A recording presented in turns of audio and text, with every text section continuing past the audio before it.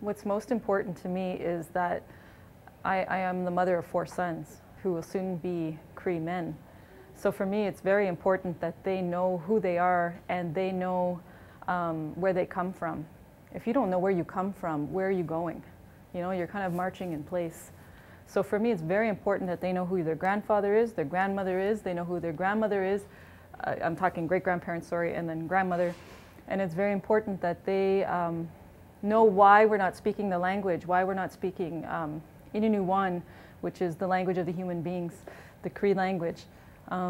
Why aren't we speaking those languages? You know, like they have to know about the history, the residential school, the reserve system. All of these things have impacted us, and then we carry this weight, you know. I carry that weight, even though I never went to residential school. My mother went to residential school, you know, and I carry her weight with me because it's been passed down. It's the intergenerational effect.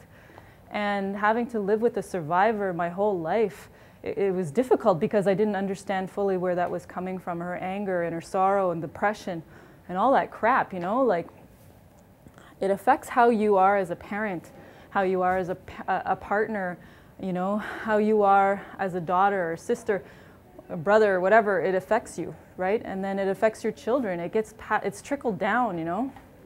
So for my children, it is so important that they know that history, our history, the Innu history, not the colonial history, our history.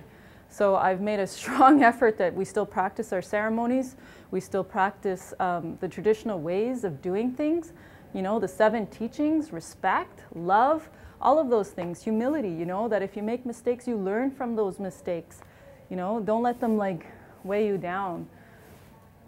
I'm very passionate about this because I made the choice to have my children, my 2 older ones, a single mom.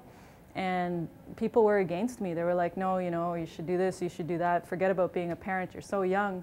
But I had it in my head that, you know what? This is my opportunity to be a mom, to be a good mom, and to raise these Cree boys into Cree men and have them know what their place is in the family, you know, because we're also, our community suffering from that too. Our men are not present.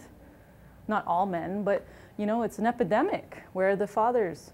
They have to know that their role is respected and honored and that they have a place in being a father, you know. My father wasn't there. That affects who I am. So, you know, there's a whole teaching and there's a whole story behind why I have 4 sons, because I've been waiting for a daughter for so long and I don't know if I'm going to try again.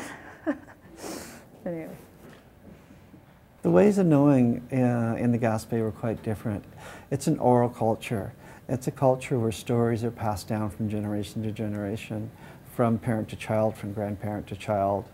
And there's a cultural history that's held collectively in the people who live there. My family for 200 years, well longer than that, my family has spoken English. And English is, of course, the language of the dominant culture here in Canada. So it's very easy to slip from living in a land of poverty, a region of poverty, and come to a place where there's great wealth and be anonymous because you share the language and you don't have to have a pretense to fit in. People just assume that you are, in fact, part of the dominant culture because you look like and you sound like they do.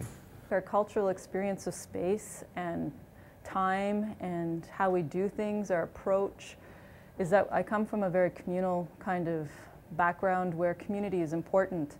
That we don't put too much emphasis on just the individual, that we are,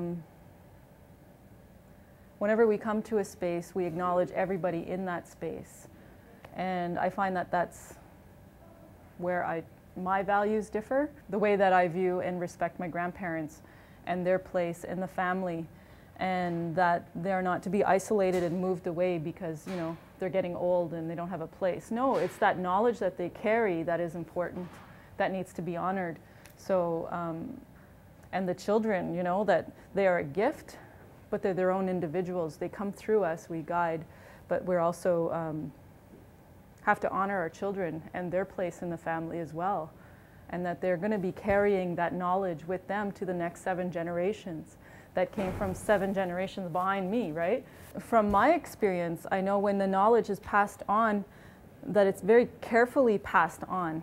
Details are paid attention to so that story is intact. So the next generation have that story from hundreds of years prior, you know? So I think that's important to mention. And the fact that the residential schools, you know, that system was there to create a gap between the older generation and the children, because they don't speak the same language anymore. So we're not getting that oral tradition. We're not getting those stories.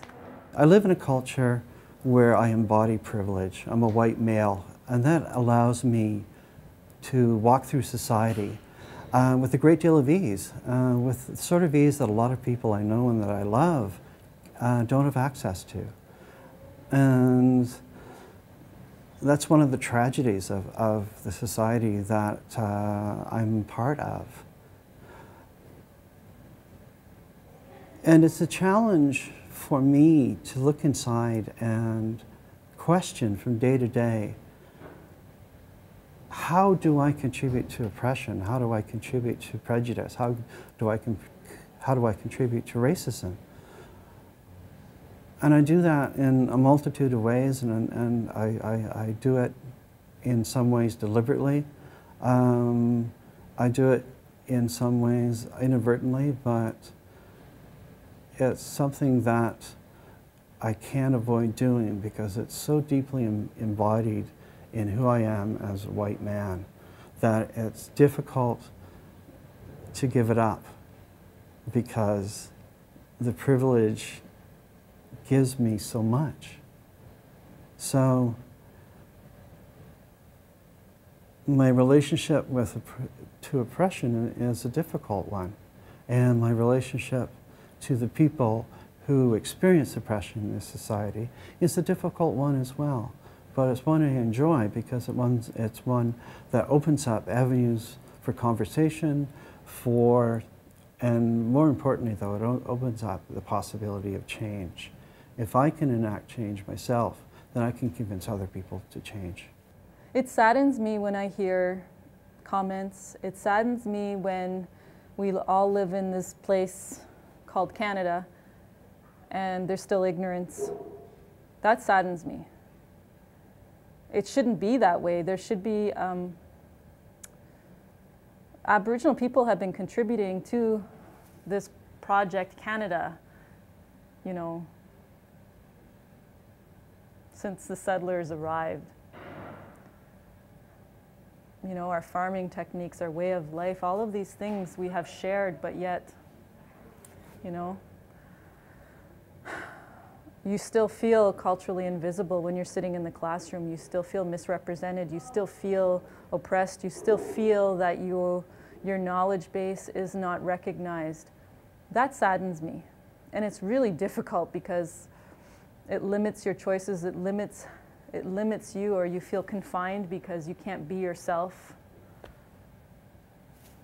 Yeah, it's... and then here I have my children who are living in the city and probably going to be experiencing the same thing. But if I talk to them and teach them and show them that they need to exert themselves and, you know, let people know that they are Cree and they're here and they come from this strong people, you know, maybe that'll help them kind of break down those barriers of ignorance, you know.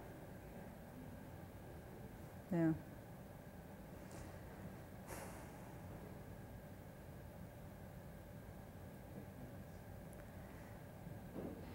I get my strength from my grandmother. I grew up with my grandmother more so than anybody, and she passed away over the winter holidays.